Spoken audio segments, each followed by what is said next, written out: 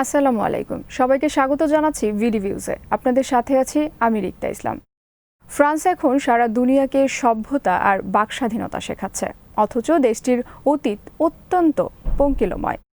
দেশে দেশে উপনিবেশ স্থাপন করে শোষণের মাধ্যমে গড়ে উঠেছে আজকের ফ্রান্স। শোষণ আর সাম্রাজ্যবাদী শাসন বজায় রাখতে মানব ইতিহাসের অন্যতম বৃহত্তম গণহত্যা চালিয়েছে ফ্রান্স।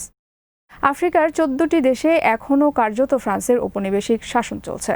চলুন আজ জানার চেষ্টা করি ফ্রান্সের সেই কুৎসিত দিকের খানিকটা।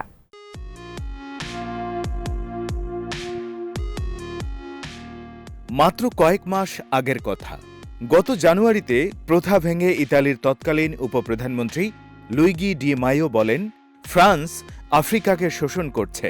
ফ্রান্স আফ্রিকার দেশগুলোয় উপনিবেশ স্থাপন আজও বন্ধ করেনি।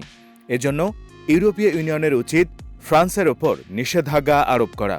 মাইওকে সমর্থন করে ইতালির তৎকালীন স্বরাষ্ট্রমন্ত্রী মাত্তিও সালভিনি বলেন, ফরাসি প্রেসিডেন্ট ইমানুয়েল ম্যাক্রন একজন ভয়ানক প্রেসিডেন্ট।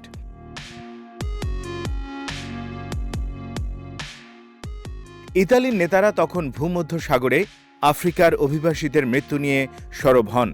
ফ্রান্স চাচ্ছিল এই অভিবাসীদের ইতালি আশ্রয় দিক, কিন্তু ইতালির নেতারা বলেন, ফ্রান্সের শোষণের কারণে আফ্রিকার মানুষ দেশ ছেড়ে অভিবাসী হচ্ছেন।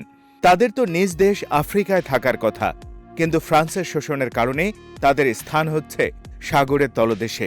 আফ্রিকায় ফ্রান্সের উপনিবেশ বজায় রাখার কারণেই এমনটা হচ্ছে।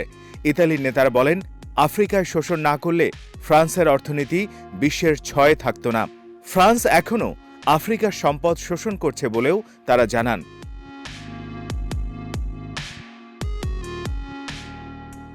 ইউরোপের কোনো ঘনিষ্ঠ মিত্র দেশের কাছ থেকে এমন কথা শোনার পর ফ্রান্স ক্ষুব্ধ প্রতিক্রিয়া প্রকাশ করে। নজিরবিহীনভাবে ইতালি থেকে ফ্রান্সের রাষ্ট্রদূতকে প্রত্যাহার করা হয়। কিন্তু ইতালির নেতারা আসলে কি অতিরঞ্জিত কিছু বলেছিলেন? মোটেই না।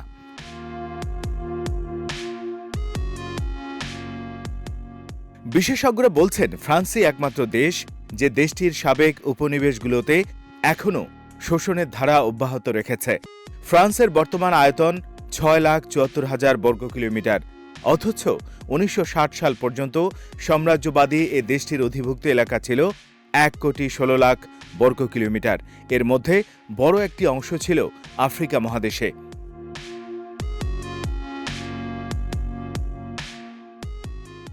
ফ্রান্সের উপনিবেশ ছিল Algeria, Mali, Guinea, Ivory Coast, Congo, Gabon, Somalia সহ আফ্রিকার আরও অনেক দেশ। আফ্রিকার বিশাল দেশ আলজেরিয়ায় ফরাসিদের উপনিবেশ ছিল দীর্ঘ 150 বছর ধরে। 8 বছরের রক্তক্ষয়ী যুদ্ধের পর 1962 সালে মুসলিম প্রধান আলজেরিয়া স্বাধীনতা লাভ করে। 1954 সাল থেকে 62 পর্যন্ত ফরাসি বাহিনীর হাতে 15 লাখের বেশি আলজেরীয় নিহত হন। বলা চলে ফ্রান্স টিকেই আছে তার সাবেক উপনিবেশ আফ্রিকাকে শোষণের মধ্য দিয়ে।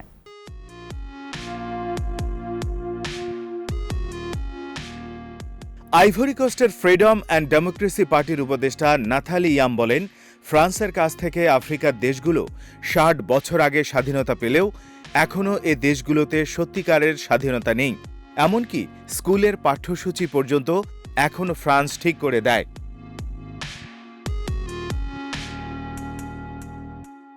ডয়েচে ভেলের এক প্রতিবেদনে বলা হয়, 1962 সালে ফ্রান্সের তৎকালীন প্রেসিডেন্ট চার্লস দ্য গলের উদ্যোগে ফরাসি নেতাদের সঙ্গে আফ্রিকায় তাদের উপনিবেশগুলোর অভিজাত ব্যক্তিদের ব্যক্তিগত গভীর যোগাযোগ প্রতিষ্ঠিত হয়। একে বলা হয় ফ্র্যাঙ্ক আফ্রিক। এক্ষেত্রে ফ্রান্সের ভূমিকা ঠিক কর্তৃত্বপরায়ণ সুলভ।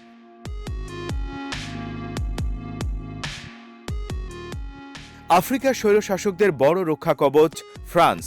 বিনিময়ে সে দেশের হীরা, স্বর্ণ, তেল, গ্যাস ও আকরিক সহ সব খনিজ সম্পদ কার্যত ভোগ করে থাকে ফ্রান্স। এসব দেশের সব গুরুত্বপূর্ণ ঠিকাদারি একতরফাভাবে ভোগ করে ফ্রান্স। আফ্রিকায় রয়েছে ফ্রান্সের 1100 কোম্পানি ও 2100 সহযোগী কোম্পানি বা সাবসিডিয়ারি।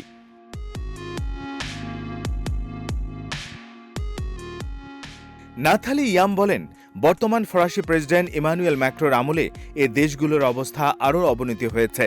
ম্যাক্রো চার্লস দ্য গলের নীতিতে বিশ্বাসী, জোর করে আফ্রিকায় আধিপত্য বজায় রাখতে চান। আফ্রিকাকে হারালে ফ্রান্সের আর কিছুই থাকে না।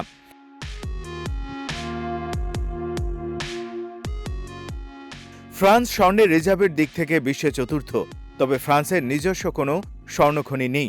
এই স্বর্ণের অন্যতম উৎস আফ্রিকার দেশ মালি। মালিতে 560টি স্বর্ণের খনি আছে, কিন্তু তার স্বর্ণের কোনো রিজার্ভ নেই। সব নিয়ে যায় ফ্রান্স। এটা গোপন কিছু না, বিভিন্ন সময় ফরাসিরা নিজেরাও তা স্বীকার করেছে।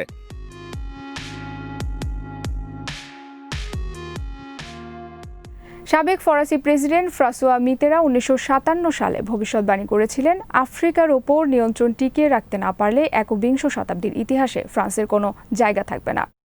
5 দশক পর তার পরবর্তী প্রেসিডেন্ট জ্যাক শিরাক 2008 সালে সেটা আবারও নিশ্চিত করে বলেছিলেন, আফ্রিকা না থাকলে ফ্রান্স তৃতীয় বিশ্বের তালিকায় ছিটকে পড়ত। তিনি স্বীকার করেছিলেন, ফ্রান্সের ব্যাংকগুলোতে যে টাকা আছে তার একটা বড় অংশ এসেছে আফ্রিকান দেশগুলো থেকে।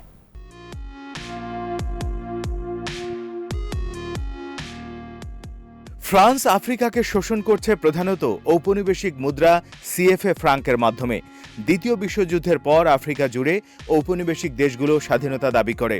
তখন ব্রিটেন, স্পেন এবং ইতালি তুলনামূলকভাবে সহজেই তাদেরকে স্বাধীনতা দিয়ে দেয়, কিন্তু ফ্রান্স ছিল ব্যতিক্রম। তারা তাদের উপনিবেশগুলোকে স্বাধীনতা দেয় এই শর্তে যে স্বাধীন রাষ্ট্রগুলোকে তারা অর্থনৈতিক এবং সামরিক দিক থেকে কথিত সহযোগিতা দেবে।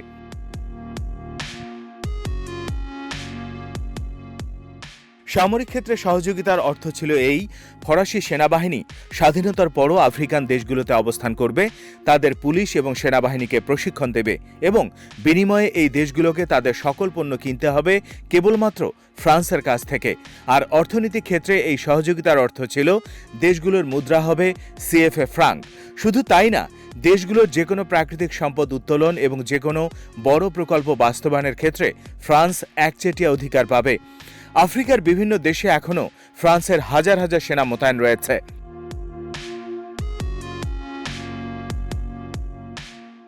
সিএফএ ফ্রাঙ্কের মাধ্যমে এভাবে আফ্রিকার 14টি দেশের অর্থনীতি নিয়ন্ত্রণ করছে ফ্রান্স।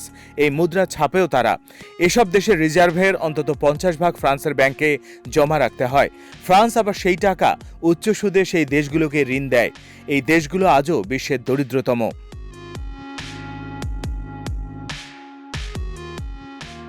প্রশ্ন হচ্ছে, আফ্রিকান দেশগুলো কেন এই ব্যবস্থা মেনে নিচ্ছে?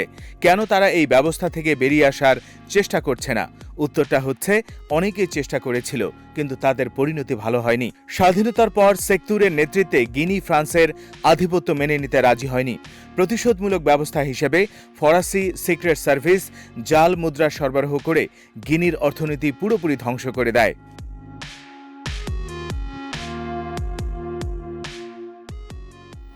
সিলভানাস অলিম্পিওর নেতৃত্বে টোগো স্বাধীনভাবে পথ চলার উদ্যোগ নেয়। স্বতন্ত্র টোগোলিজ মুদ্রা প্রতিষ্ঠার লক্ষ্যে 1963 সালে তারা ন্যাশনাল সেন্ট্রাল ব্যাংক প্রতিষ্ঠা করে। পরের দিন সকালে ফরাসিদের দ্বারা প্রশিক্ষিত টোগোলিজ সেনারা অলিম্পিওকে হত্যা করে ক্ষমতা দখল করে। বিবিসির খবরে জানা যায়, 2017 সালে ফ্রান্সের বিরুদ্ধে প্রতিবাদ হিসেবে 5000 সিএফএ ফ্রাঙ্ক জ্বালিয়ে দেওয়ায় অধিকার কর্মী কেমি সেবাকে সেনেগাল থেকে বহিষ্কার করা হয়।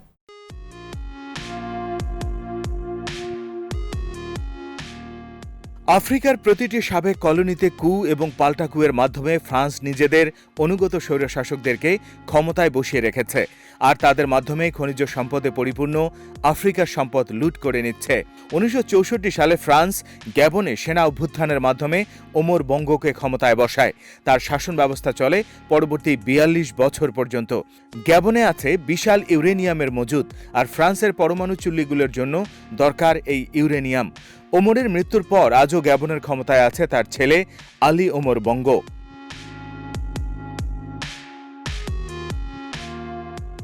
ফ্রান্সের দেয়া মূল্য কম মনে হওয়ায় 2009 সালে ইউরেনিয়ামের মূল্যের ব্যাপারে চীনের সাথে দরদাম শুরু করেছিলেন নাইজারের প্রেসিডেন্ট মামাদু তানাজা। এর কয়েক মাসের মধ্যেই তাকে বিদায় নিতে হয়। কফির দাম নিয়ে বিরোধে 2011 সালে বিদায় নিতে হয় আইভরি কোস্টের প্রেসিডেন্টকেও। আইভরি কোস্ট হচ্ছে ফ্রান্সের প্রধান কফি এবং কোকো সরবরাহকারী।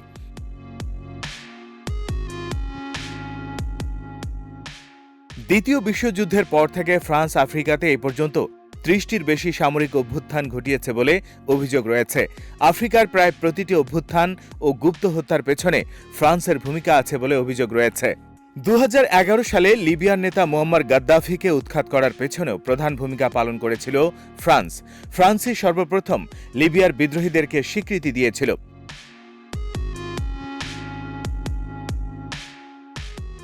গাদ্দাফির মৃত্যুর পরে যুক্তরাষ্ট্র লিবিয়া থেকে নিজেকে অনেকটাই গুটিয়ে নিয়েছে, কিন্তু ফ্রান্স দিনে দিনে তার কার্যক্রম আরও বাড়িয়েছে।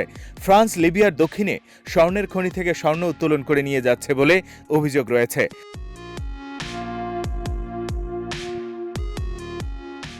সামরিকভাবেও ফ্রান্স লিবিয়াতে বেশ সক্রিয়। 2015 সাল থেকে ফ্রান্স লিবিয়ার পূর্বাঞ্চলীয় যুদ্ধবাজ নেতা জেনারেল খলিফা হাফতারের অন্যতম সহযোগী। আফ্রিকার অন্যান্য কলোনিগুলোর মতো লিবিয়াতেও একজন স্বৈরশাসককে প্রতিষ্ঠা করার চেষ্টা করছে ফ্রান্স। মিশরের স্বৈরশাসক আবদেল ফাত্তাহ আল সিসির বড় পৃষ্ঠপোষক ফ্রান্স।